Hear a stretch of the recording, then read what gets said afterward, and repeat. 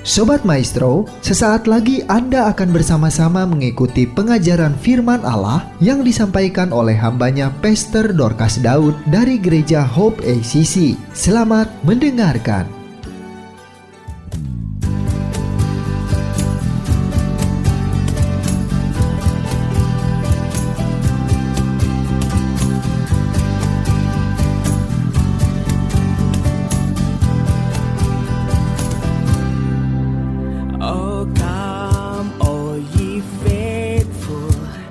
Joyful and triumphant, oh come ye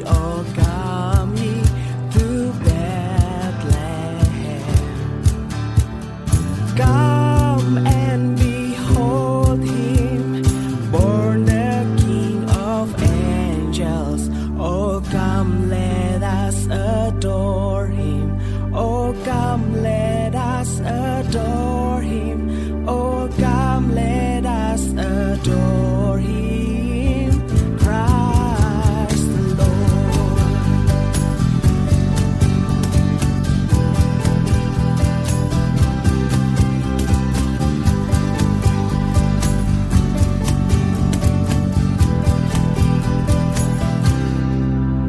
Oh sing choirs of angels, sing in exaltation.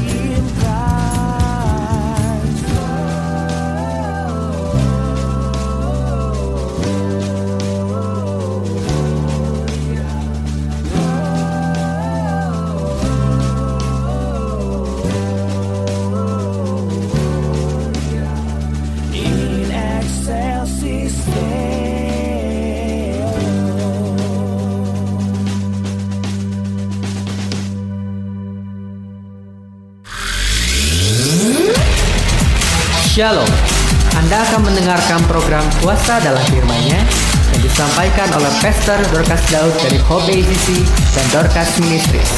Selamat mendengarkan.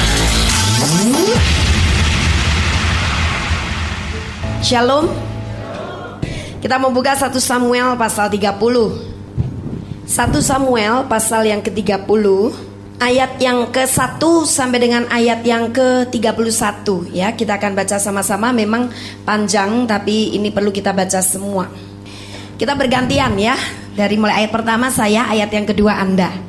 Siklak terbakar, pembalasan Daud kepada orang Amalek. Ketika Daud serta orang-orangnya sampai ke Siklak pada hari yang ketiga, orang Amalek telah menyerbu tanah Negeb dan Siklak. Siklak telah dikalahkan oleh mereka dan dibakar habis. Ketika Daud dan orang-orangnya sampai ke kota itu, tampaklah kota itu terbakar habis, dan istri mereka serta anak mereka yang laki-laki dan perempuan telah ditawan. Juga kedua istri Daud ditawan, yakni Ahinoam perempuan Yisrael dan Abigail bekas istri Nabal orang Karmel itu. Lalu Daud memberi perintah kepada Imam Abiatar bin Ahimelech, bawalah efod itu kepadaku. Maka Abiatar membawa efod itu kepada Daud. Lalu pergilah Daud bersama ke-600 orang yang bersama-sama dengan dia, dan sampailah mereka ke sungai Besor, sementara orang-orang yang mau tinggal di belakang berhenti di sana. Kemudian mereka menemui seorang Mesir di padang, lalu membawanya kepada Daud. Mereka memberi dia roti, lalu makanlah ia. Kemudian mereka memberi dia minum air. Kemudian bertanyalah Daud kepadanya, budak siapakah engkau dan dari manakah engkau? Jawabnya, aku ini seorang pemuda Mesir, budak kepunyaan seorang Amalek. Tuanku meninggalkan aku karena 3 hari yang lalu aku jatuh sakit. Daud bertanya kepadanya, dapatkah engkau menunjuk jalan kepadaku ke gerombolan itu? Katanya, bersumpahlah kepadaku demi Allah bahwa engkau tidak akan membunuh aku dan tidak akan menyerahkan aku ke dalam tangan tuanku itu. Maka aku akan menunjuk jalan kepadamu ke gerombolan itu. Dan pada keesokan harinya Daud menghancurkan mereka dari pagi buta sampai matahari terbenam.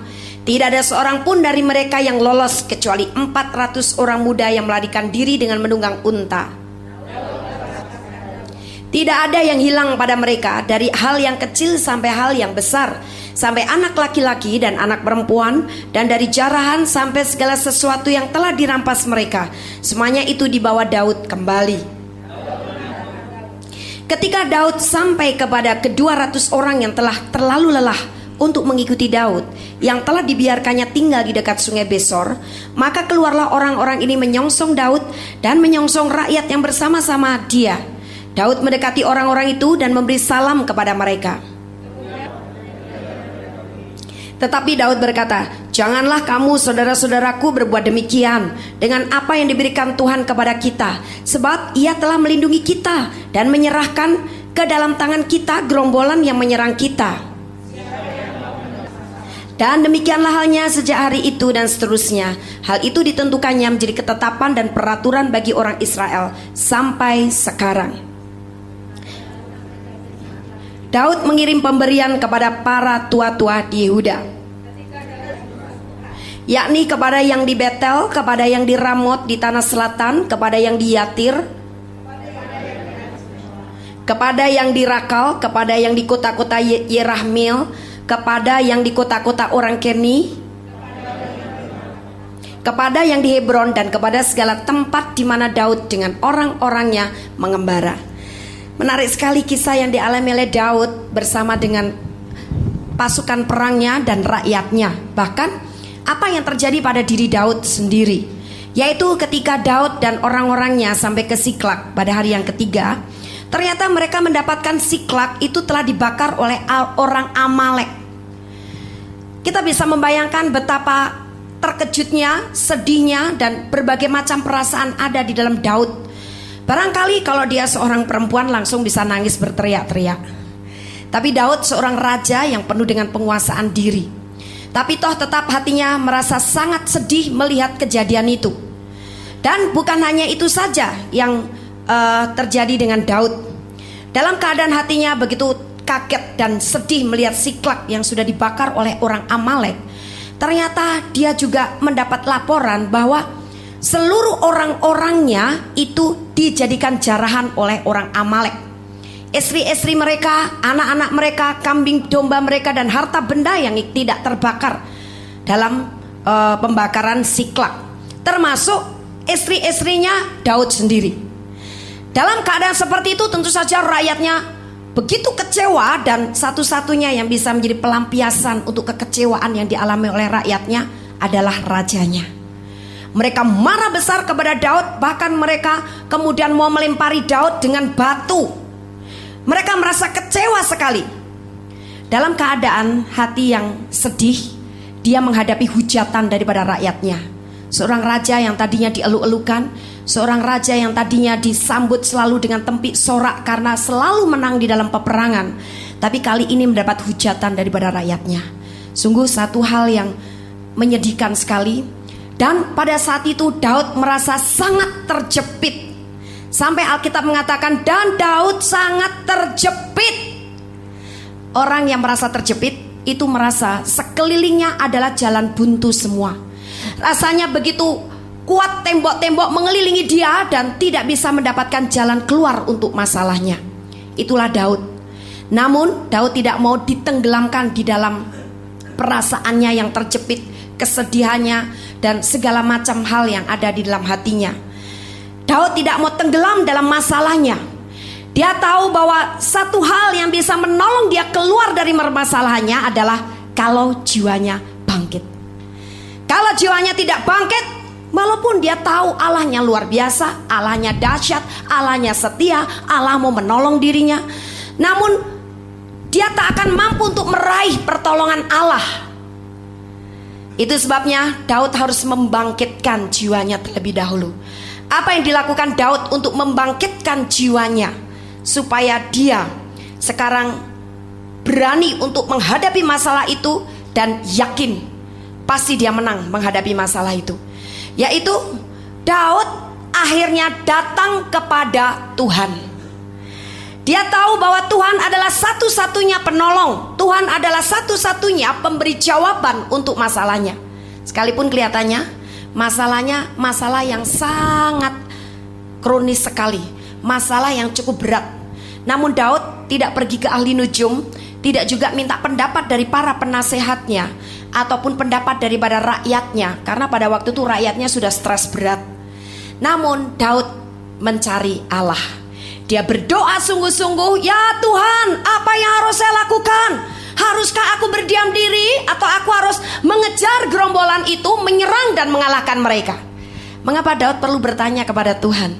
Karena Daud tahu tanpa bimbingan daripada Tuhan dan petunjuk dari Tuhan, dia nanti bakal salah mengambil keputusan.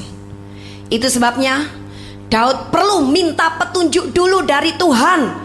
Sebab kalau Tuhan yang memberikan petunjuk dan memberikan perintah kepada dia, dia melaksanakan, pasti perintah Tuhan itu tak pernah salah. Daud tak pernah mengandalkan kekuatannya sendiri, tapi Daud selalu mengandalkan kekuatan Tuhan. Itu sebabnya apa yang Tuhan omong, apa yang Tuhan katakan, itu yang dia percayai dan itu yang dia lakukan. Nah, ternyata Tuhan mau supaya Daud mengejar gerombolan itu, dan Tuhan menjamin bahwa Daud akan mengalami kemenangan di dalam pengejaran atas musuhnya ini. Karena Tuhan menyertai Daud, maka apa yang terjadi? Ternyata dalam rangka dia mencari kemana arah gerombolan itu berada, Allah kirimkan malaikatnya. Walaupun malaikatnya itu adalah budak daripada orang Amalek, dan dia adalah bujang Mesir, tapi itu cukup bisa dijadikan oleh Daud untuk memberi petunjuk jalan menemukan gerombolan itu. Walaupun tadinya Daud tidak tahu bahwa dia adalah budak daripada orang Amalek, tapi karena Daud berhati lembut, Daud adalah orang yang bijaksana sekali, sehingga setiap kali dia ketemu dengan orang yang membutuhkan pertolongan, Daud tidak berpikir nanti dulu ini orang mana nih, ini orangku atau bukan, ini orang Israel atau bukan, ini rakyatku atau bukan.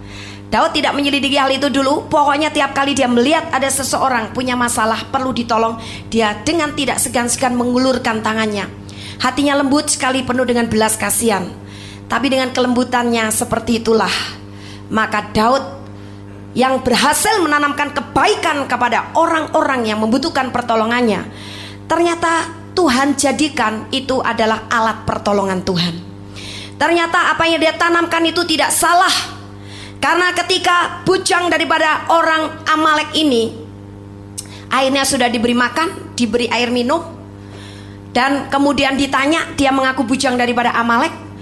Akhirnya Daud meminta supaya bujang itu menolong dia menunjukkan gerombolan itu. Dengan perasaan yang senang hati, orang atau bujang daripada orang Amalek itu mau melakukannya. Bujang daripada orang Amalek ini, walaupun dia tahu kalau pada akhirnya apa yang dia lakukan ketahuan oleh tuannya, dia bakal ditangkap, bahkan barangkali dijebloskan dalam penjara dan dibunuh, namun dia tetap mau menolong Daud. Karena apa? Daud sudah telanjur berbuat kebaikan kepada dirinya.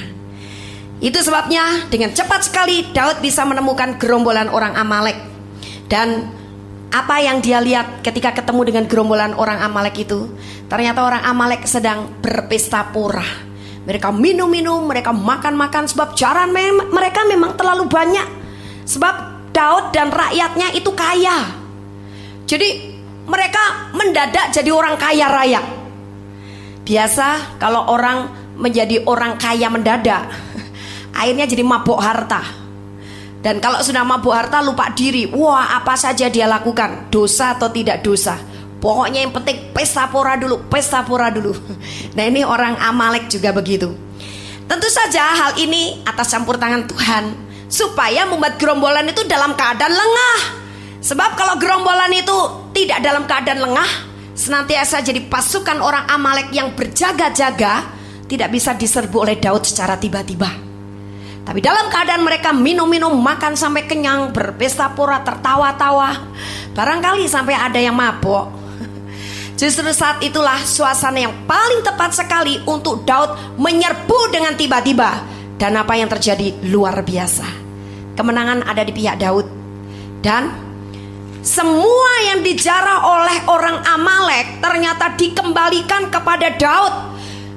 Dari istri-istri mereka, termasuk istrinya Daud, anak-anaknya, harta bendanya, sampai kambing dombanya. Bahkan Alkitab tadi mengatakan di dalam ayat yang ke-19, tidak ada yang hilang pada mereka, dari hal yang kecil sampai hal yang besar, sampai anak laki-laki dan anak perempuan, dan dari jaran sampai segala sesuatu yang telah dirampas mereka, semuanya itu dibawa Daud kembali. Luar biasa. Tidak ada satupun barang-barang, anak istri, kambing domba yang dijarah oleh orang Amalek itu tidak bisa diambil balik oleh Daud. Berarti dari pihak Daud tidak ada kerugian yang mereka alami. Walaupun kelihatannya mereka tadinya mengalami kerugian yang besar dan amat sangat. Itu sepertinya adalah peristiwa malapetaka yang paling besar, paling dahsyat terjadi dalam Daud dan rakyatnya. Tapi ternyata Allah mengembalikan semua barang-barang manusia-manusia dan ternak yang dijarah oleh orang Amalek, satupun baik yang besar apalagi yang kecil, tidak ada yang tidak dikembalikan kepada Daud. Ini satu hal yang luar biasa. Bahkan ketika hal itu sudah dikembalikan kepada Daud, karena tadi sebagian orang tidak kuat mengikuti Daud, mereka berhenti di tepi sungai apa tadi? Besor. Kemudian ketika Daud dan rakyatnya pulang membawa jaran kembali itu, orang-orang yang dursila, orang-orang yang durjana dan jahat, mereka protes kepada Daud. Udah deh, karena mereka tidak ikut berperang, gak usah dikasih kembali jaran ini. Ini kan bagian kita yang susah-susah kerja, kita yang susah-susah perang, kita yang susah-susah untuk mengambil balik jaran ini.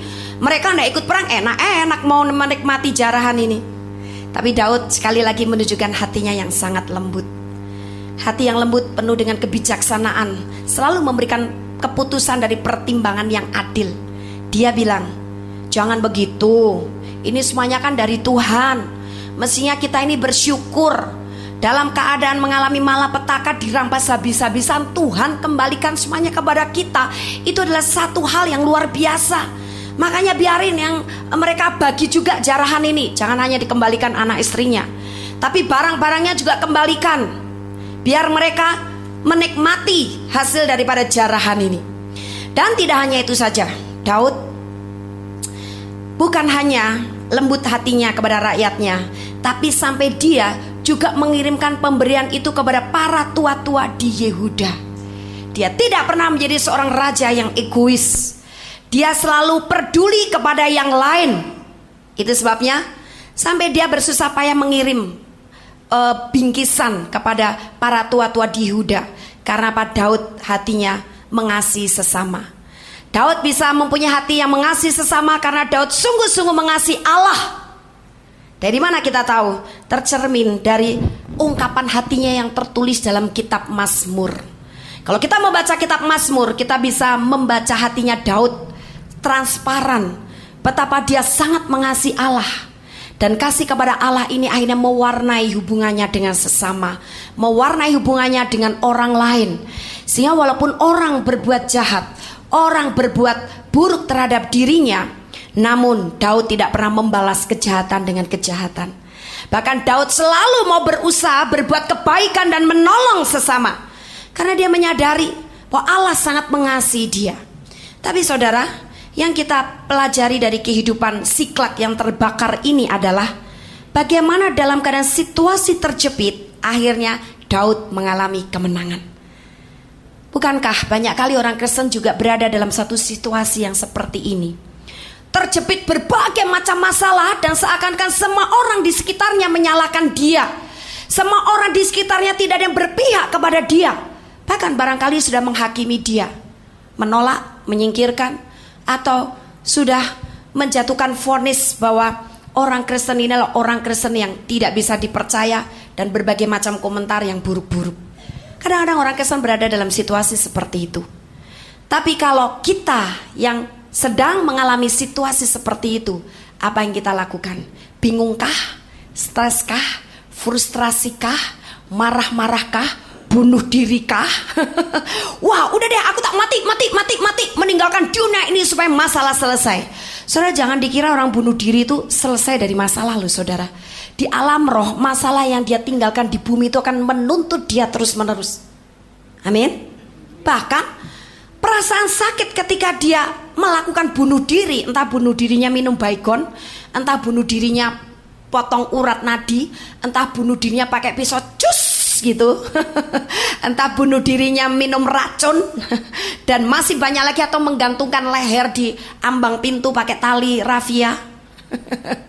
Di alam roh, perasaan sakit akibat gantung diri atau bunuh diri itu masih dirasakan, dan itu akan dijadikan masalah untuk dihakimi oleh Tuhan.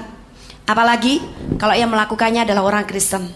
Berarti orang Kristen yang melakukan bunuh diri itu sudah membinasakan bait Allah. Apa hukum orang Kristen yang membinasakan bait Allah? Kita tinggalkan dulu Siklak, kita melihat di dalam 1 Korintus.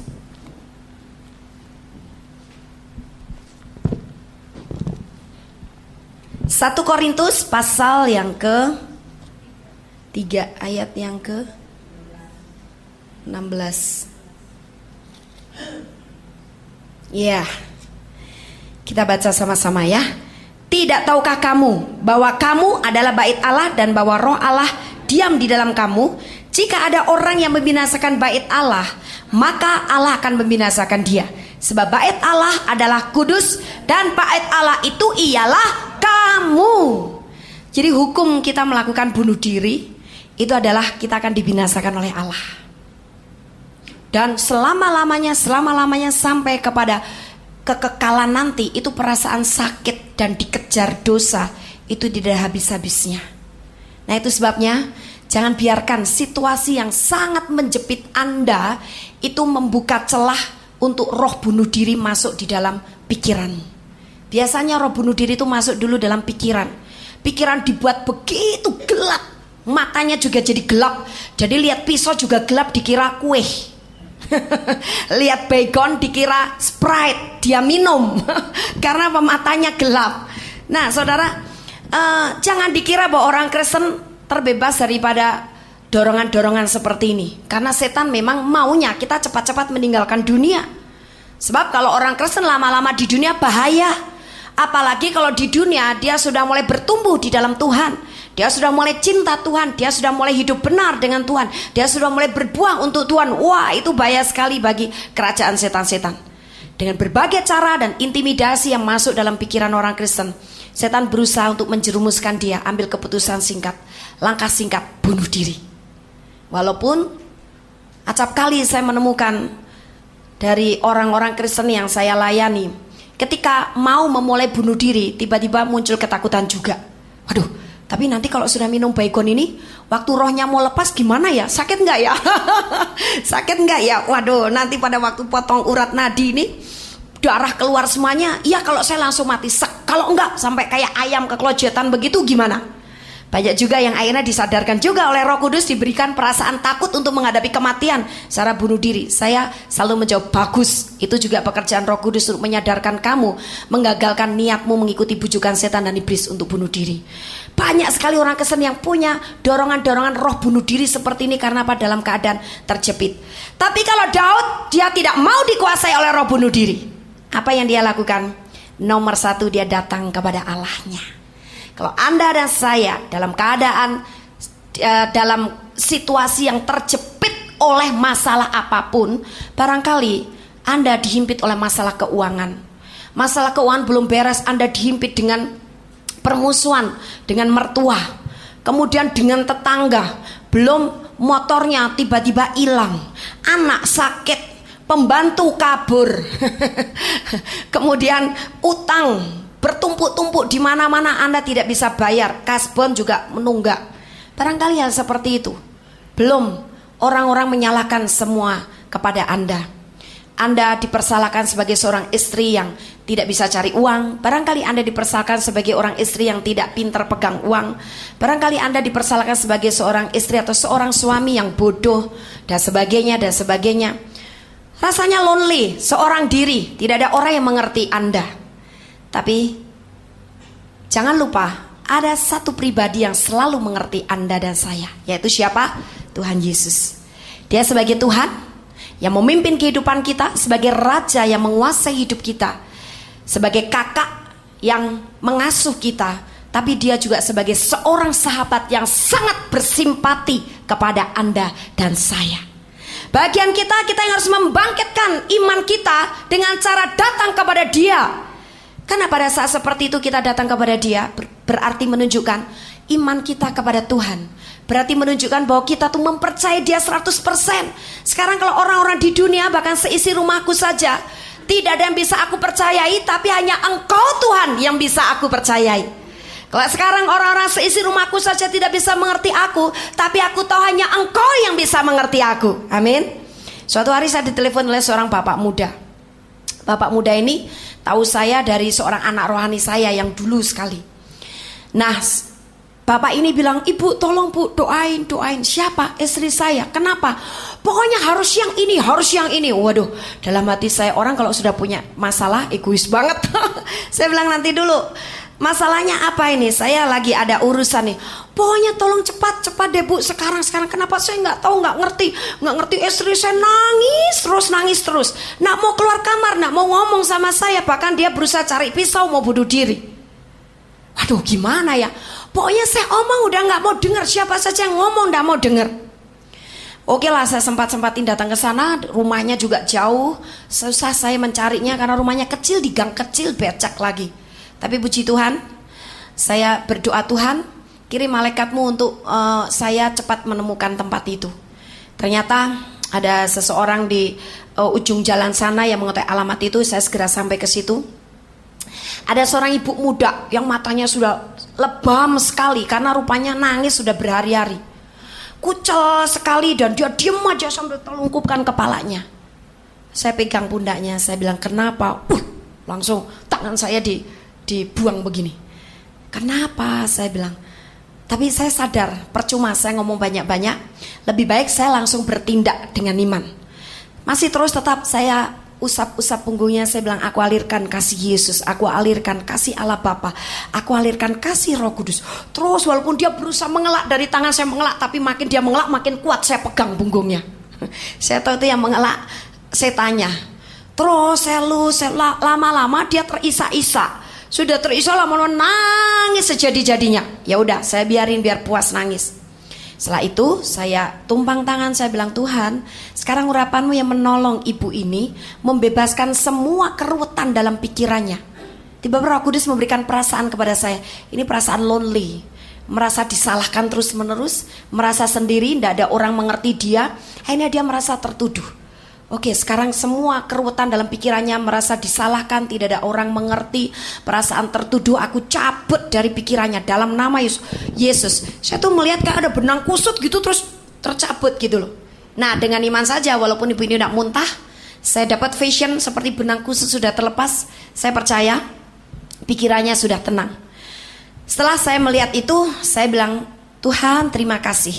Sekarang urapanmu mengalir dan memberikan damai sejahtera kepada ibu ini, dan memberikan ketenangan dalam batinnya.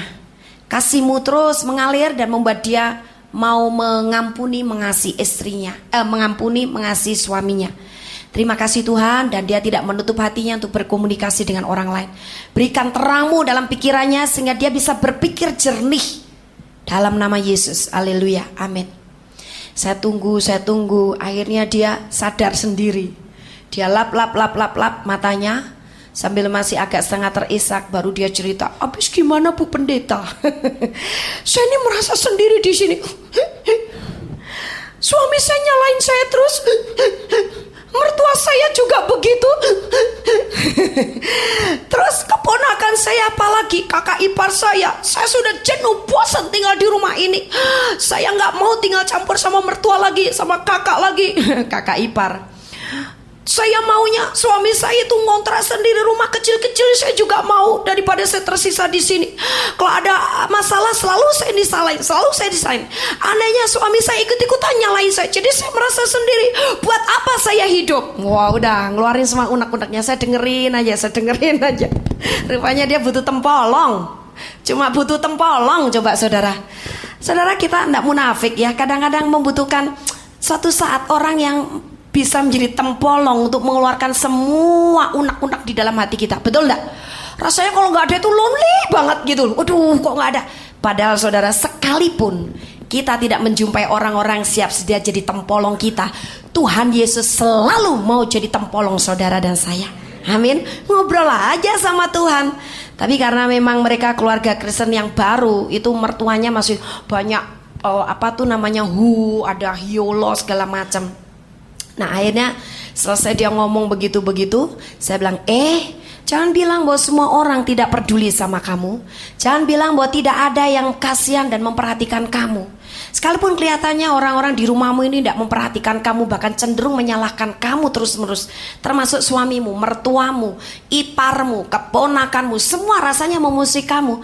Tapi ada satu pribadi yang tak pernah memusuhi kamu, yaitu Tuhan Yesus. Walaupun acap kali kita yang memusuhi dia. Karena kadang-kadang kalau orang Kristen berdoa tidak dijawab-jawab, tidak terjadi, kesal banget sama Tuhan, jengkel sama Tuhan. Apakah itu bukan salah satu bentuk memusuhi Tuhan? Walaupun tidak menghujat Tuhan, ya Tuhan, kenapa sih kok nggak dijawab-jawab? Tuhan, aku mau begini. Wah, Tuhan itu gimana sih? Saya udah berdoa lama-lama, berpuasanya udah 40 hari 40 malam, tidak dijawab-jawab juga doa saya, tidak dikabulkan lagi. Nah saudara, saya ingatkan ibu itu bahwa ada Yesus yang tetap bersimpati kepadamu. Asal sekarang bangkitkan kemauan hidupmu, semangat hidupmu. Jangan mau ditipu setan, mau bunuh diri cari pisau. Ya kalau berani nusuk perutnya sendiri pakai pisau, kalau enggak kan tiwas malu. Apalagi kalau sudah berusaha bunuh diri, enggak mati juga. Udah masuk ke rumah sakit, ceritanya kemana-mana coba. Malu enggak? Kalau langsung mati ya sudah, enggak dengar cerita orang-orang. Kalau enggak mati, hanya dibawa ke rumah sakit, kemudian diinfus, dijahit sana, jahit sini. Semua orang Kristen pada nengok, pada, aduh kasihan kamu kenapa sih bunuh diri? Imannya nggak kuat. Malah tambah dicemooh, malu kan? Oh iya katanya. Nah untungnya apa kamu bunuh diri? Nah sekarang bangkit, datang kepada Tuhan. Gimana bu caranya? Ayo kita nyanyi puji Tuhan. Saya ajak dia memuji Tuhan. Waktu itu saja dia menyanyikan kami naikkan syukur padamu. Coba sekarang kamu mengawali untuk jiwamu bangkit, rohmu bangkit kepada Tuhan, ngucap syukur. Bisa nggak laku kami ngucap syukur padamu? Bisa bu. Ayo kita nyanyi bareng-bareng. Saya ajak dia ngucap syukur. Dan ternyata jiwanya terbangkit. Tiba-tiba dia wajahnya mulai cerah. Langsung saya bersihkan lagi. Dan saya minta supaya Tuhan menyatakan diri, menampakkan diri kepada dia secara alam roh, supaya dia yakin bahwa Tuhan menyertainya. Dia bisa dapat fashion, dia bilang, oh Tuhan terima kasih engkau baik, ternyata engkau selalu menyertai saya, setia menyertai saya. Roboh di kursi, akhirnya saya pulang.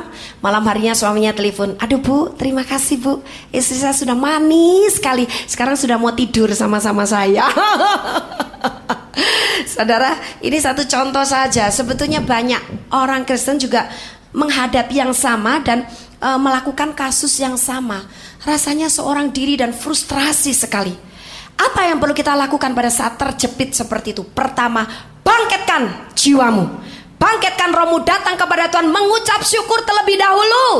Amin. Sebab setan itu paling tidak suka orang Kristen mengucap syukur. Setan paling takut sebenarnya dan paling marah kalau mendengar orang Kristen mengucap syukur.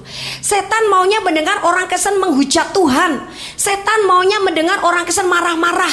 Setan maunya mendengar orang Kristen berkeluh kesah. Setan maunya mendengar orang Kristen mulutnya memaki-maki. Setan maunya melihat orang Kristen frustrasi, stres dan sebagainya.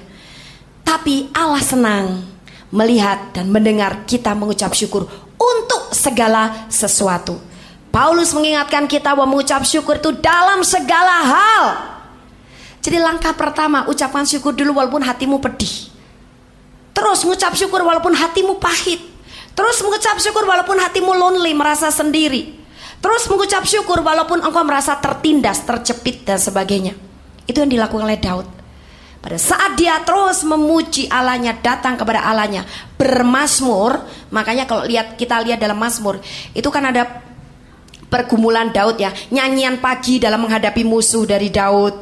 Kemudian doa pada malam hari, Allah hakim yang adil, doa dalam pergumulan, doa pada waktu menghadapi musuh-musuhnya, nyanyian syukur dan sebagainya. Itu semuanya adalah cetusan pengucapan syukur Daud kepada Allahnya tatkala Daud datang kepada Allahnya. Nah, begitu kita mengucap syukur, apa yang terjadi? Ada perasaan kelegaan, ada perasaan ketenangan di dalam batin kita. Banyak orang Kristen berat mulut untuk mengucap syukur, tapi paling cepat untuk apa? Untuk marah, memaki, berkeluh kesah, itu paling cepat. Tapi kalau untuk mengucap syukur susah. Bisanya ngucap syukur kalau duit lagi banyak, keluarga baik-baik, manis-manis. Tapi kalau ada masalah, berani gak mengucap syukur? Berani atau tidak berani, itu adalah kunci pertama untuk engkau memenangkan masalahmu. Amin. Jadi berani atau tidak berani mengucap syukur harus harus nada tawanan, mengucap syukur dulu. Oh terima kasih Tuhan, aku mengucap syukur untuk keadaan ini, karena melalui peristiwa ini engkau akan membuat aku naik kelas dalam imanku. Engkau saatnya melakukan mujizat untuk masalah ini. Saatnya aku akan melihat kemenangan yang luar biasa yang tidak pernah saya alami. Nah, imanmu akhirnya bisa berkata seperti itu ketika apa? Kita mengucap syukur. Ketika kita sudah mengucap syukur, akhirnya kita bisa berdoa dengan tenang. Itu langkah yang kedua. Ya. Dan doa yang tenang itu akan menghasilkan kuasa yang luar biasa untuk mengubah keadaan yang buruk menjadi satu kemenangan. Untuk mengubah keadaan yang jelek itu menjadi satu hal yang baik. Kalau apa? Kita doa di dalam hati yang tenang. Ada seorang ibu, dia mempunyai kasus masalah, kira-kira masalah dia ditipu oleh seorang ibu yang lain dalam hal keuangan. Pokoknya dia di posisi yang berat untuk menanggung keuangan itu dengan cara penipuan gitu intinya ya. Sudah saya doakan, ketemu hari Minggu kemarin dan malamnya telepon, Bu, kalau begini saya apa tak lapor polisi aja Pak ya Bu ya? Soalnya saya benar-benar nggak berbuat, nggak pakai uang itu, saya nggak nipu uang itu. Tapi daripada aku nanti yang disalahkan, nanti daripada aku yang dijebloskan penjara, mending aku lapor dulu ke polisi. Wah, saya tahu ibu ini telepon kepada saya, tanya kepada saya seperti itu dalam keadaan panik. Nah, kalau dalam keadaan panik, jangan kita mengambil keputusan apa-apa. Sebab keputusan yang diambil pada saat kita emosi, panik, gelisah, resah, bingung, itu pasti keputusan yang salah. Kita hentikan dulu kesaksian tentang ibu ini. Saya akan bercerita sedikit tentang seorang bapak. Bagaimana dia menyesali satu pernikahannya yang akhirnya berakhir dengan perceraian. Karena dulu dalam keadaan emosi, ambil keputusan bercerai. Setelah sekian lama dia menyesali kenapa mesti bercerai. Apalagi dia juga mulai memikirkan anak-anaknya, kasihan menjadi korban perceraian. Tapi dia mengaku bahwa dulu ketika mengambil keputusan bercerai itu karena emosi, sedang emosi, marah betul kepada istrinya. Nah saudara, akibatnya menghadirkan kesalahan yang fatal. Dan kesalahan fatal memang dengan Tuhan bisa diperbaiki, tapi kita juga bayar harga gitu, menderita dulu dan mengalami hal-hal macam-macam masalah yang tidak enak dulu. Nah jadi saya bilang kepada ibu itu, tenang dulu. Saya tahu Anda ini dalam keadaan bingung, kacau balau. Jangan mengambil keputusan apa-apa. Berdoa dengan tenang, tanya kepada Tuhan. Tuhan, dalam menghadapi masalah ini hikmat-Mu apa? Saya mau mengikuti Engkau dan silahkan Kau yang bekerja melalui saya.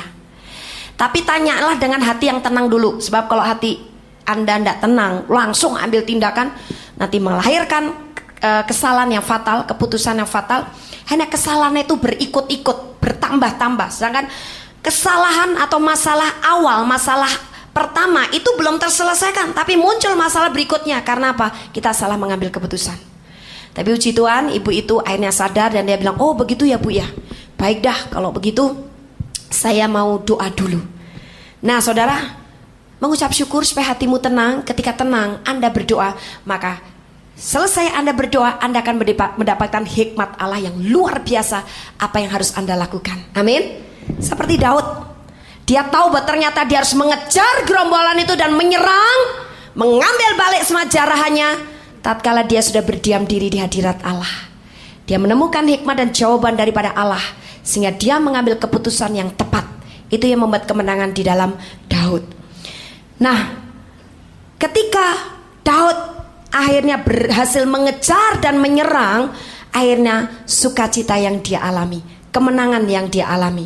Semua masalah akan bisa kita kalahkan dengan mudah, akan bisa kita selesaikan dan berakhir dengan kemenangan kepada kita, asal kita tetap berpaut kepada Tuhan. Sebab kalau kita membaca dalam Mazmur 24 ayat yang ke-7 sampai 8, kita baca 1, 2, 3. Angkatlah kepalamu, hai pintu-pintu gerbang, dan terangkatlah kamu, hai pintu-pintu yang berabad-abad, supaya masuk Raja Kemuliaan. Siapakah itu Raja Kemuliaan? Tuhan jaya dan perkasa, Tuhan perkasa dalam peperangan. Luar biasa, dari ayat ini kita menyadari dan kita tahu bahwa Tuhan itu jaya dan perkasa. Tuhan itu perkasa dalam peperangan. Artinya apa? Tuhan itu besar dan kuat. Jadi kalau kita punya Tuhan yang besar dan kuat, Dia adalah Tuhan yang bisa kita andalkan. Asal kita menanggalkan dulu kebiasaan mengandalkan kekuatan sendiri, mengandalkan orang lain, mengandalkan pikiran kita. Kita tanggalkan dulu. Sekarang kita beralih dengan mengandalkan kekuatan Tuhan. Amin. Maka tatkala kita mengandalkan kekuatan Tuhan, karena Dia tahu Dia adalah Tuhan yang besar dan kuat, jaya dan perkasa, dan Dia perkasa dalam peperangan, sehingga setiap kali Dia menyelesaikan masalah kita dengan tepat dan benar, maka kita akan mengalami berkat-berkatnya yang luar biasa. Bahkan dengan tenang kita akan tetap bisa mengikuti perlombaan iman dengan benar. Kita melihat dalam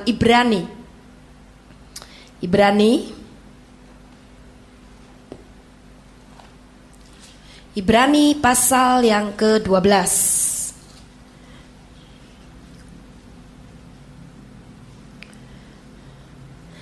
Karena kita mempunyai banyak saksi bagaikan awan yang mengelilingi kita, marilah kita menanggalkan semua beban dan dosa yang begitu merintangi kita, dan berlomba dengan tekun dalam perlombaan yang diwajibkan bagi kita. Marilah kita melakukannya dengan mata yang tertuju kepada Yesus yang memimpin kita dalam iman dan yang membawa iman kita itu kepada kesempurnaan, yang dengan mengabaikan kehinaan tekun memikul salib, ganti sukacita yang disediakan bagi Dia yang sekarang duduk di sebelah kanan tahta Allah. Luar biasa.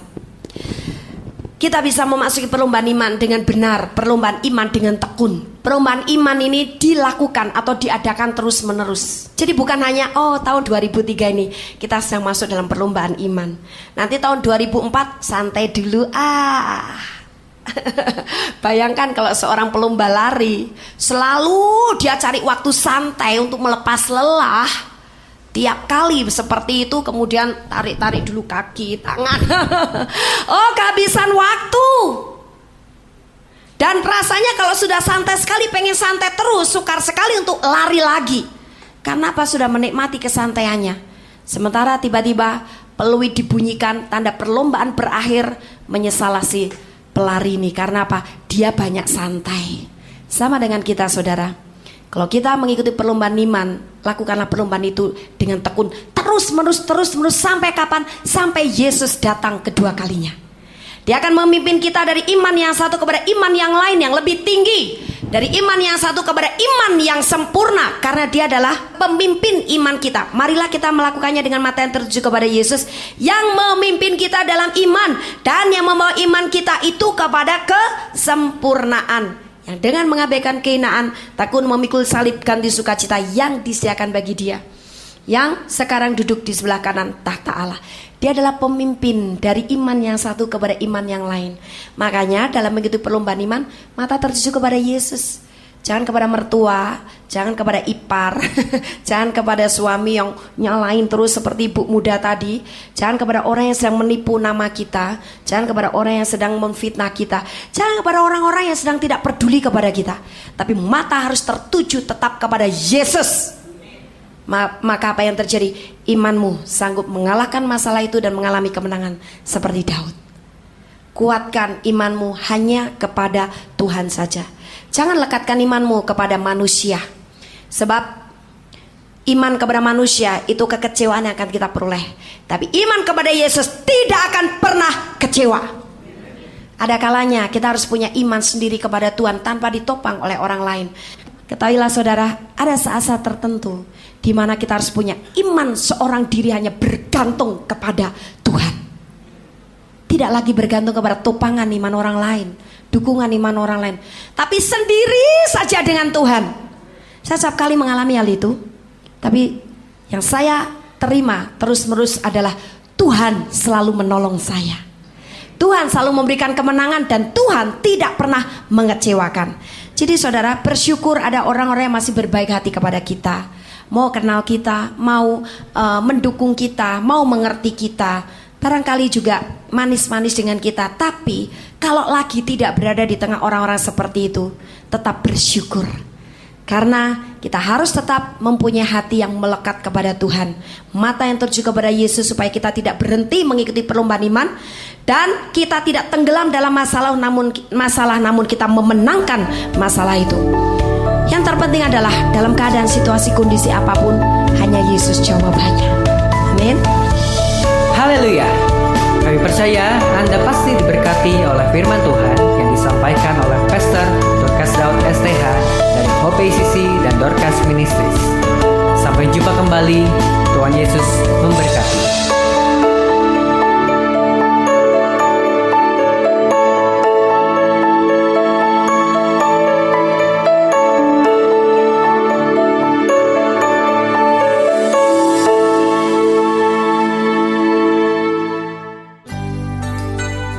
Demikianlah firman Tuhan yang berkuasa telah kita dengar bersama-sama. Dan kami percaya Anda sangat diberkati.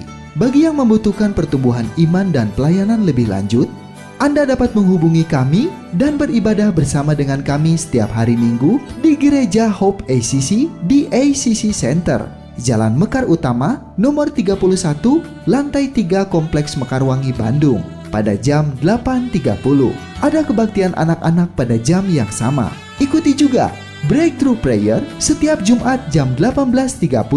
Jika Anda membutuhkan dukungan doa, Anda dapat mengirimkan SMS ke nomor 0822 2703 0006. Tuhan memberkati.